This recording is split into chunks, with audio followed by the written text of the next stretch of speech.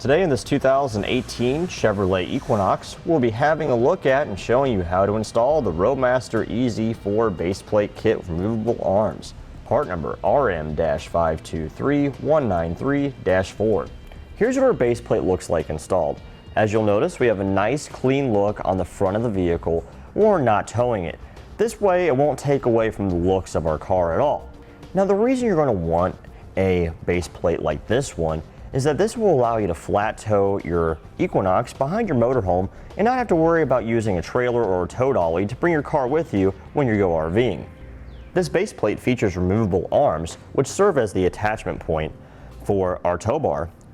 You'll simply insert your arm with the tab horizontal here, push it, and the spring-loaded pin will then lock as you rotate it 90 degrees, holding your arm in place.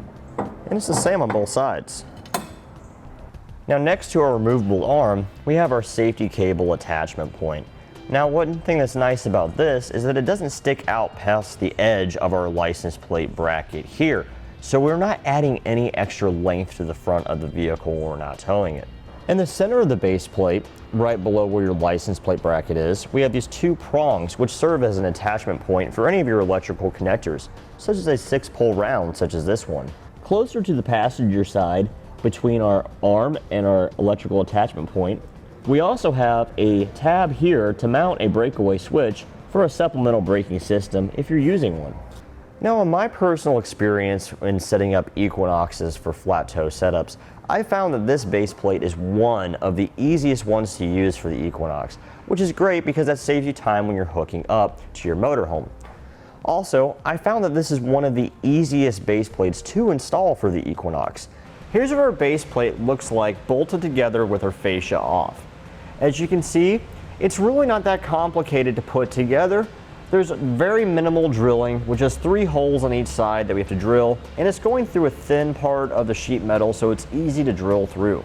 Now compared to some other options of base plates out there, this is a much more secure option in my personal opinion because it actually bolts to the vehicle via one of the subframe attachment bolts, which means it's not going to go anywhere. It's very strong and very sturdy, and you don't have to worry about any potential flex going on. This will be permanently attached to your vehicle and be very secure for you.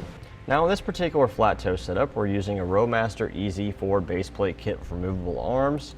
For our towed vehicle lighting system, we're using the Roadmaster diode 7-wire to 6-wire flexo coil wiring kit. For our tow bar, we're using a Roadmaster Sterling all-terrain non-binding tow bar. For our braking system, we will be using an SMI Stay and Play Duo supplemental braking system. Now keep in mind, you may also need to use a high-low adapter depending upon your application of your height of your motorhome's hitch in order to ensure that your tow bar is level.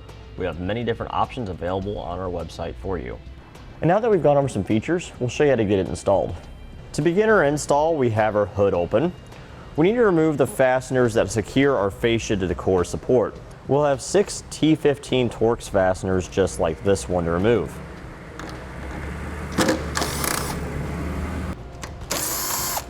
Now we'll have 2 7mm fasteners that hold our headlights in place.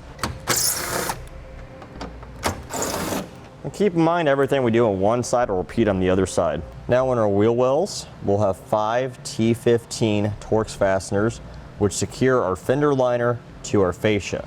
So we'll remove all of these.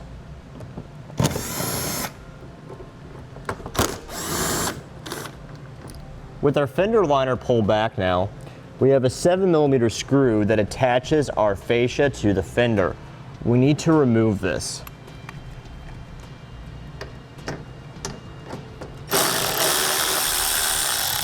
Now in front of our tires, we have an air dam, which is held in place with 4 7mm screws. We'll remove these.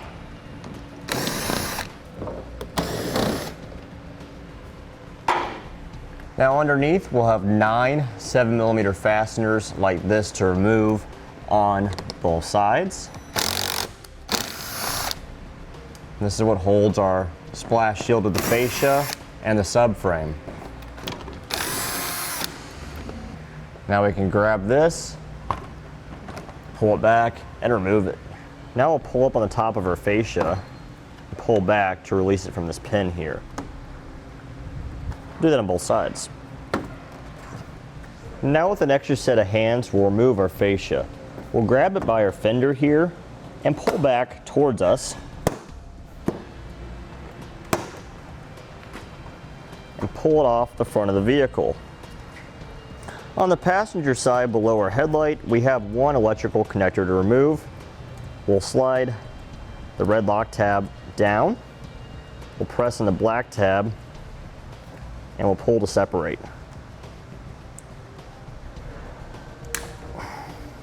Now we'll set it aside where it won't get damaged. Now we need to remove the lower 7mm screws that hold our headlight assemblies in place. We'll have one at each corner of our headlight.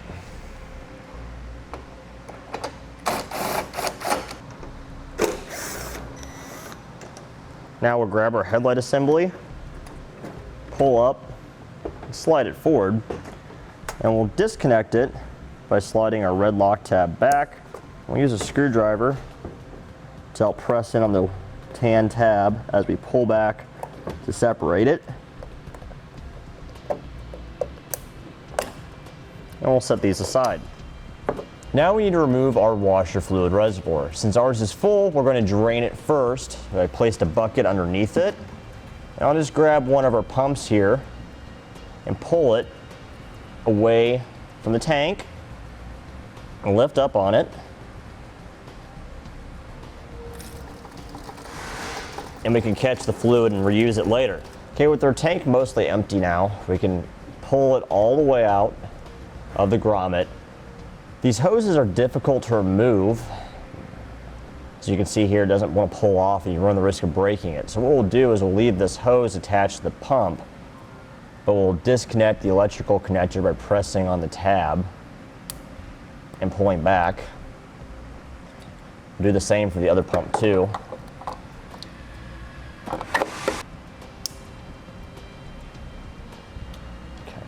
Our level sensor here, there's a red lock tab on it. We'll pull it back, press on the tab behind it, and separate that. Now we have our pumps and our electrical connectors free of the tank. We'll come up here to the top, grab our hoses, and pull off of the tank itself. May need to use a trim panel tool to get behind it. Pop that away there. Now we'll remove our washer fluid reservoir. We'll remove this 10mm nut here in the middle. There's a 10mm bolt at this bottom corner. There's a 10mm bolt at the very top of it. And by our battery, there's a 10mm bolt right near the opening of it.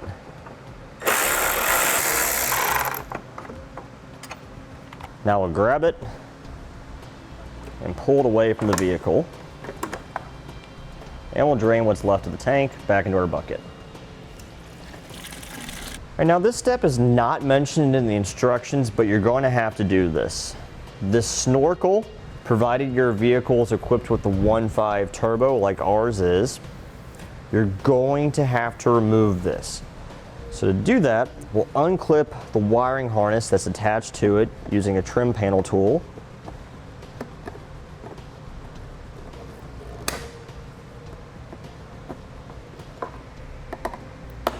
Now, where our snorkel goes to the front of our grill area, if we wiggle it, you can see that we have two plastic fasteners that attach it. The way these plastic fasteners work is you can use a flathead screwdriver or a trim panel tool, pry out on the center section. With it pulled out, you can go behind the entire clip, pull it out, and you're left with this. Now we're going to remove the 10mm nuts on the side that hold it in place. We'll have two, one at the bottom, and then one at the top.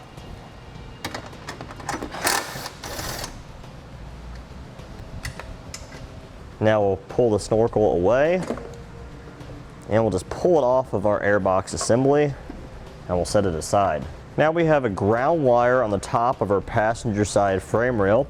There's a 10mm nut that holds it in place. We're going to loosen this nut so we can rotate the ground wire later on when we install the base plate. All right, I've placed a jack underneath our subframe since we need to remove the bolts that hold it in place in the front. This way the subframe is not going to come down, as well as the engine or transmission since they're bolted to it. We'll take this 21mm bolt here and remove it. Now we'll take our side plate, line up the big hole in the bottom with the hole in our subframe where the bolt went through, and we'll reinstall the bolt. We're going to leave it somewhat loose, but we're going to run the bolt in several turns. Okay, we tighten our bolt just enough so we can still move our side bracket. That's what we're looking for. All right, now we'll take our long bolt. This will go through this hole and this hole, and then through the top. We're going to have some hardware underneath. We'll take a flat washer, place it on the bolt, place our wall pipe spacer on, and then a flat washer on top, and then one of our beveled spacers here will have the thick edge going towards the engine and the thin edge facing out. It'll go up like that. And on the top, we'll place another beveled spacer. Same principle, thick edge towards the engine and the thin edge facing out. Place one of our flat washers over, and then a lock washer. And we'll loosely thread on a nut right now just to hold it in place. And now we'll take some red Loctite and put it on the threads of our bolt. Every piece of hardware that we're installing from now on, we'll get red Loctite on it. And now we'll tighten down the hardware.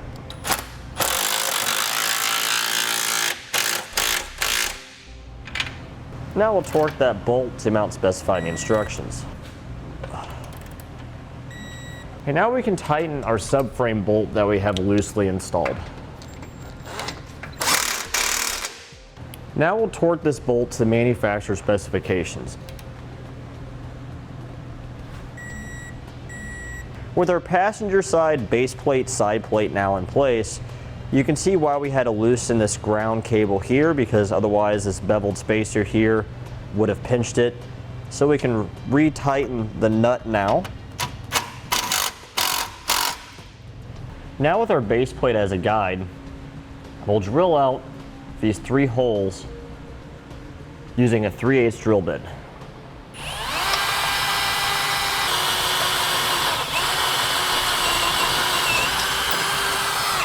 This one drilled out, we'll do the same for the other 2. All right, now that we have all 3 of our holes drilled, we'll take our 3/8 bolts, place them through our holes. Now we'll place on our lock washer and our nut.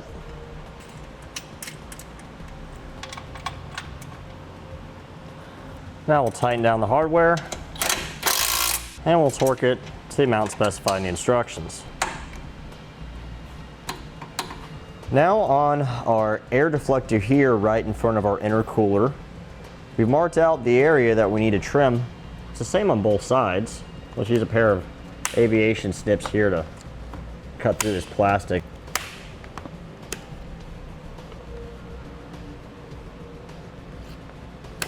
Now with an extra set of hands, we'll take our base plate, slide it in line with our side plates in the frame, and place our bolts through the base plate, and this will help hold it in place. All right, we'll place our Loctite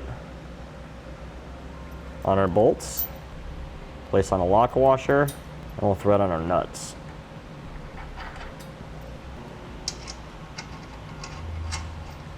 Now we'll tighten our hardware, and we'll torque it to the amount specified in the instructions. Now we can reinstall our washer fluid reservoir. It'll just go back in the same way that it came out.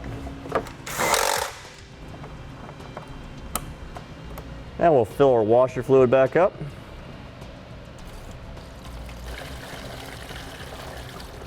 Now we'll reinstall our snorkel.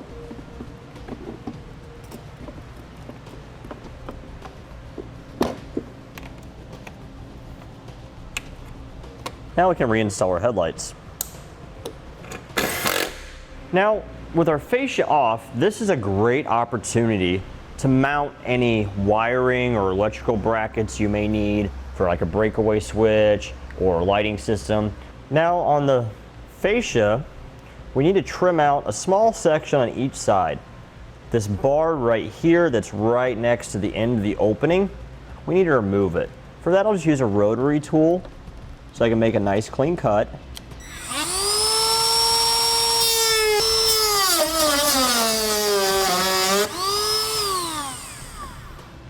We'll do that on both sides. Now we can reinstall our fascia, making sure any electrical connections are plugged back in.